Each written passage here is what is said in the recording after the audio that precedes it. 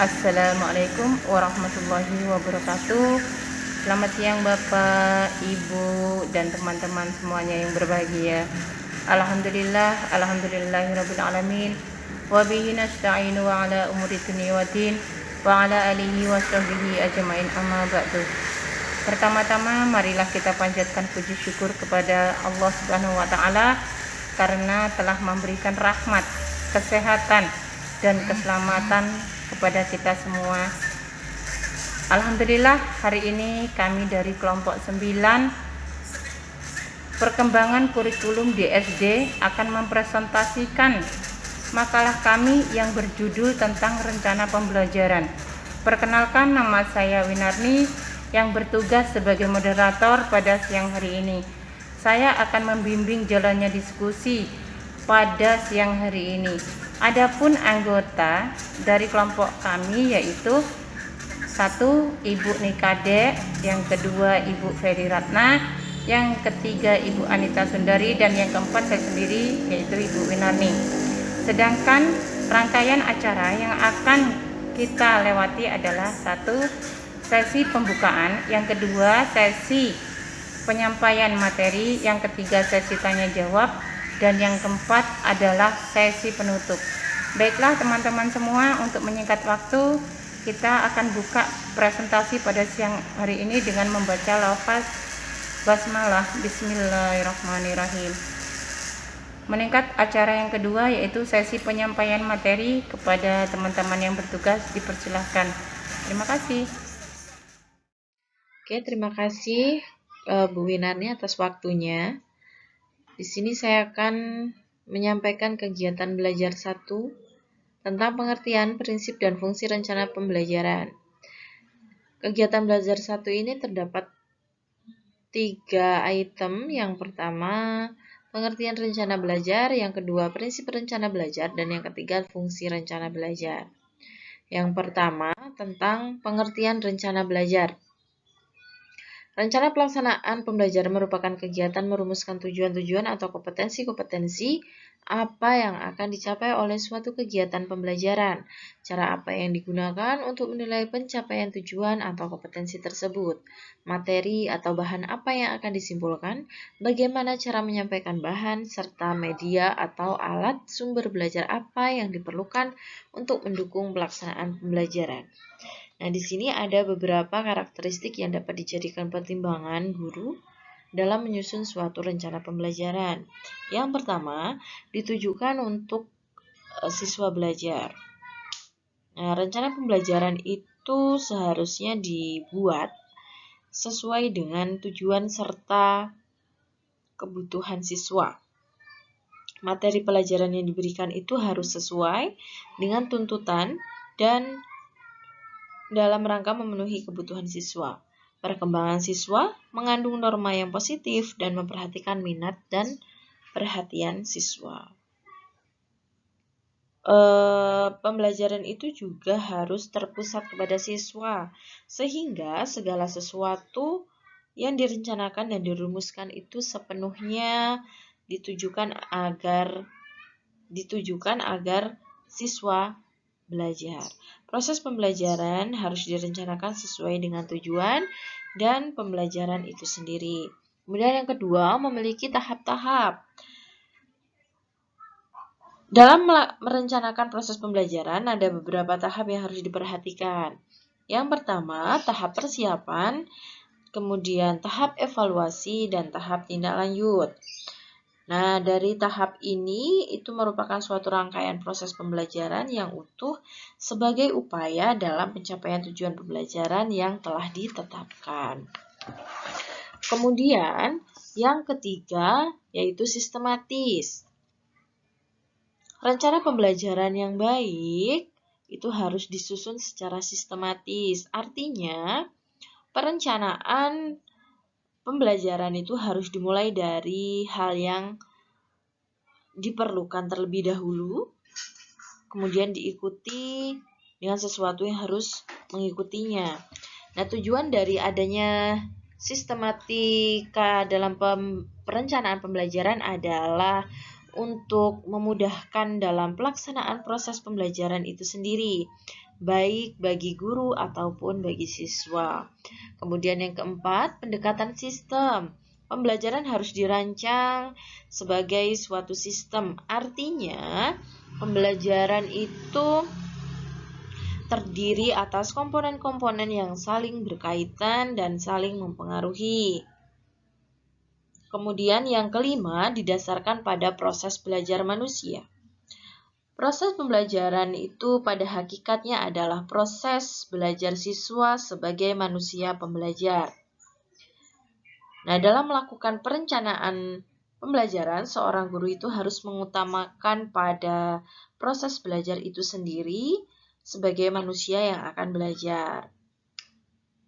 Pandangan psikologi yang sesuai dengan prinsip ini adalah pandangan humanisme yang memandang bahwa siswa itu sebagai subjek yang memiliki akal pikiran, maka pada pelaksanaannya seorang guru itu harus mempertimbangkan bahwa siswa yang akan dihadapi adalah manusia yang memiliki kemauan, kebutuhan, dan minat serta karakteristik yang berbeda-beda. Next. Kemudian yang kedua, prinsip-prinsip penyusunan rencana pembelajaran.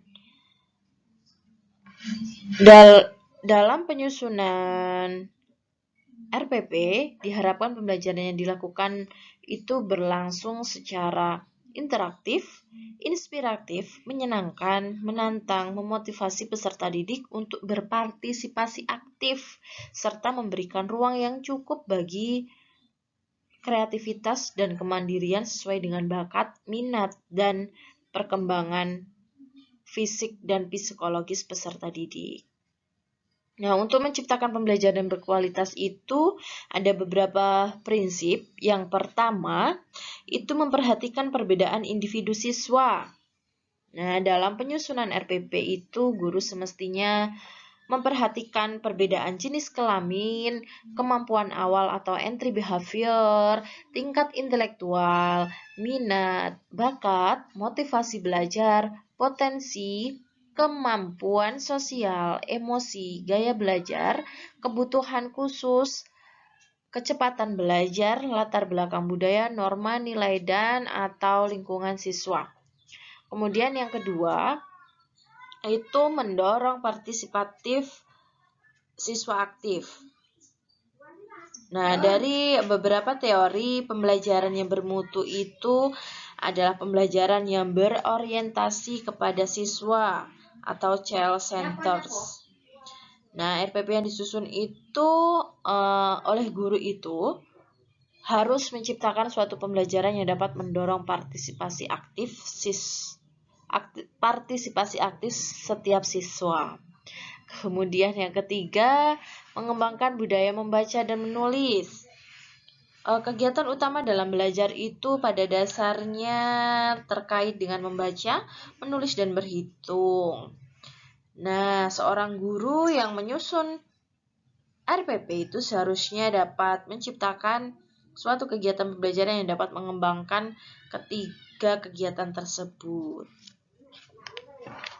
Kemudian yang keempat, memberikan umpan balik dan tindak lanjut.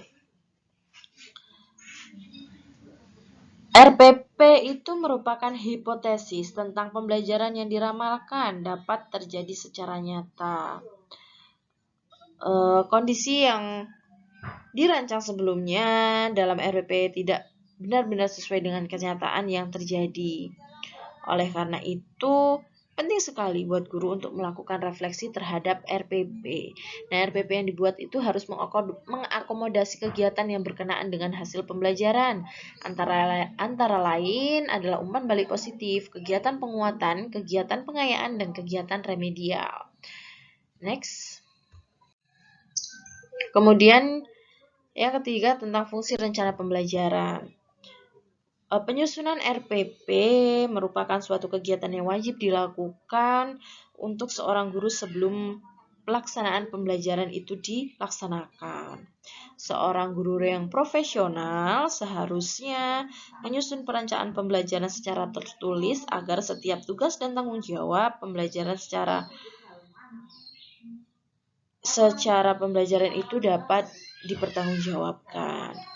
Kemudian RPP itu disusun setidaknya memiliki fungsi yang prediktif, preventif, dan korektif. Fungsi prediktif atau hipotek itu terkait dengan yang pertama tujuan atau kompetensi apa yang harus dicapai siswa. Kemudian yang kedua, materi atau pengalaman belajar apa yang harus disampaikan kepada siswa. Kemudian yang ketiga, strategi atau metode apa yang tepat digunakan untuk menyajikan materi pelajaran sesuai dengan tujuan atau kompetensi yang ingin dicapai dalam pembelajaran. Kemudian yang keempat, alat atau teknik penilaian apa yang harus digunakan untuk mengukur ketercapaian tujuan atau kompetensi dasar yang telah ditetapkan. Nah, rencana pelaksanaan pembelajaran yang disusun sedemikian rupa akan memberikan kemudahan bagi guru dalam melaksanakan pembelajaran. Preventif itu artinya seorang guru dapat melakukan pencegahan terlebih dahulu terhadap berbagai ketidaksesuaian yang mungkin terjadi dalam implementasi pembelajaran.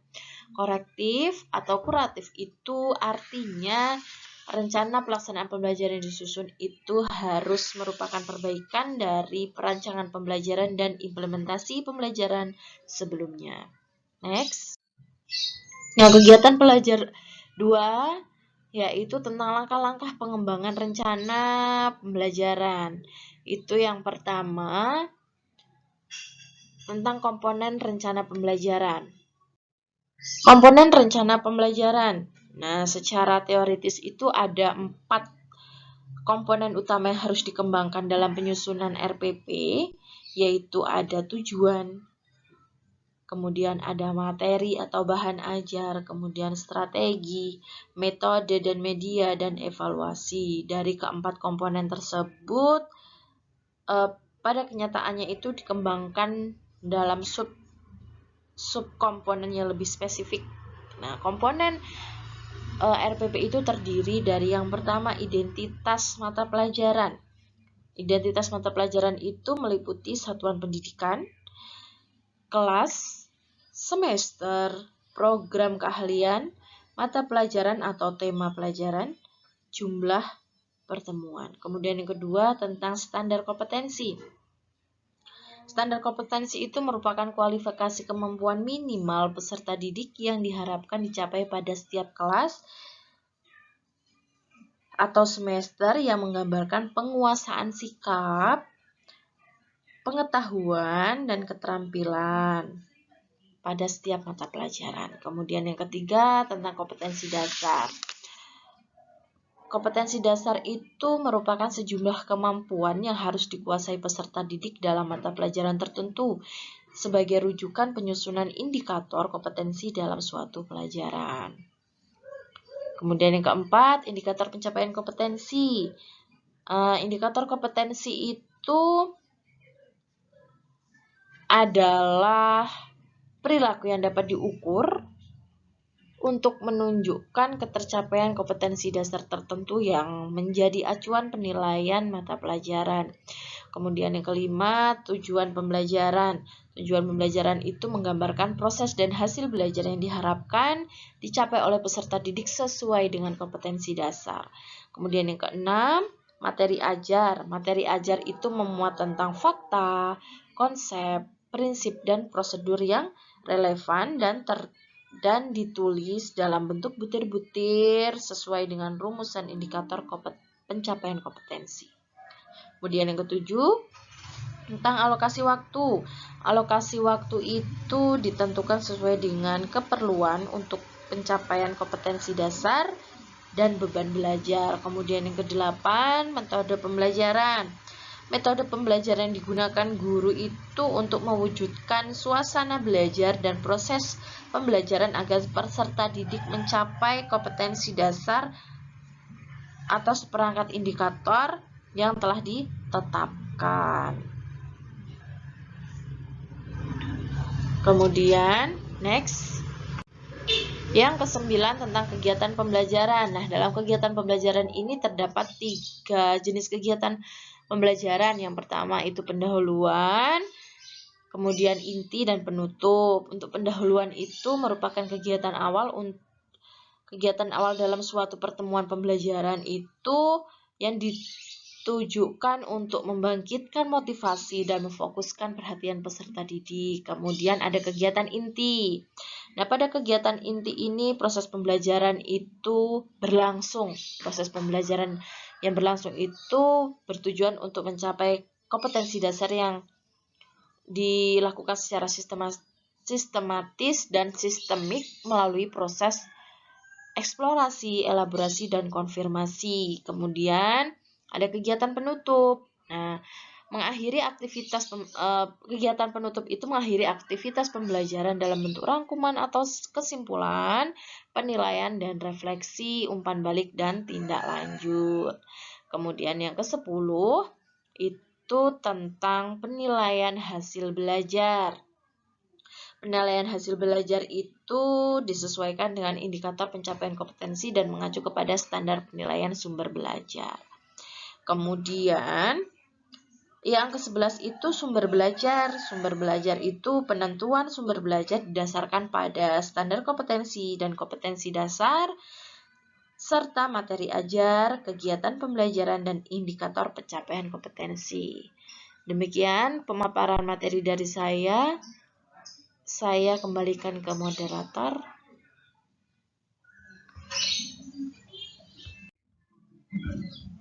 Kemudian yang ke-9 yaitu kegiatan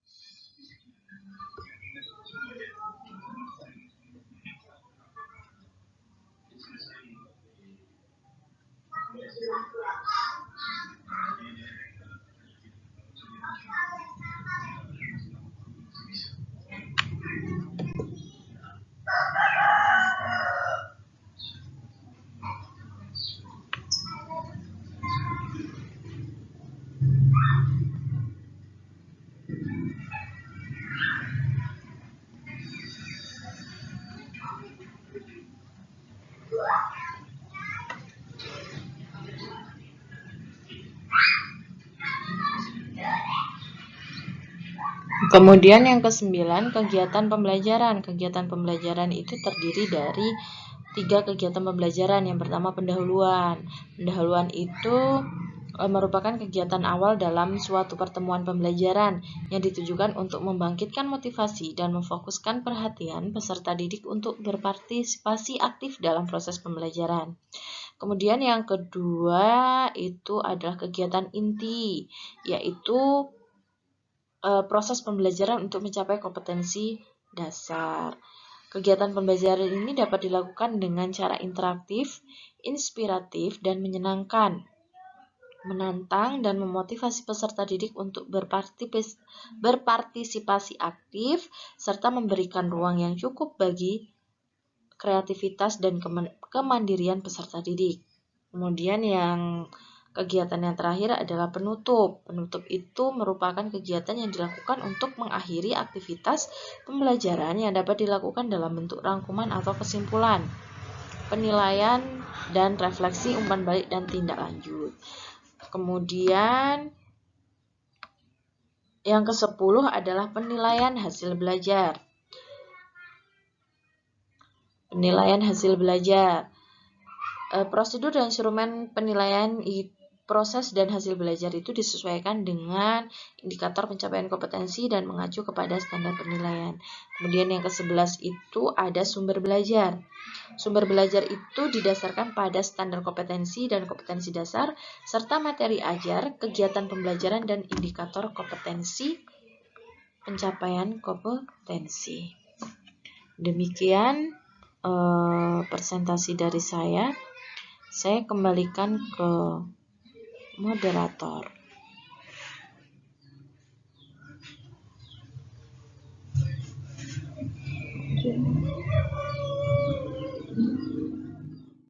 Mulai.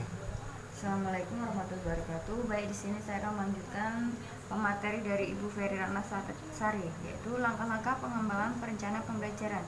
Untuk menyusun rencana pembelajaran yaitu sebagai berikut.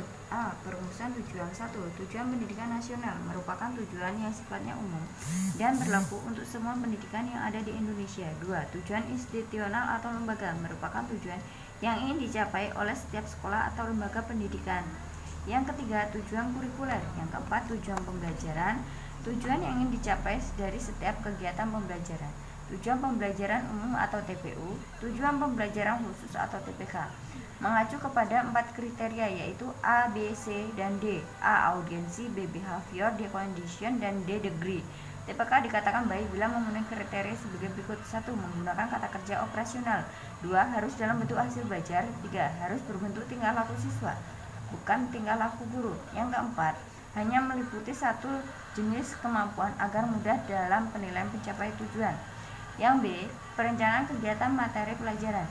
1. Materi pelajaran hendaknya sesuai dan menunjang terhadap tercapainya tujuan pembelajaran. Yang kedua, materi pelajaran hendaknya sesuai dengan tingkatan pendidikan dan perkembangan siswa pada umumnya.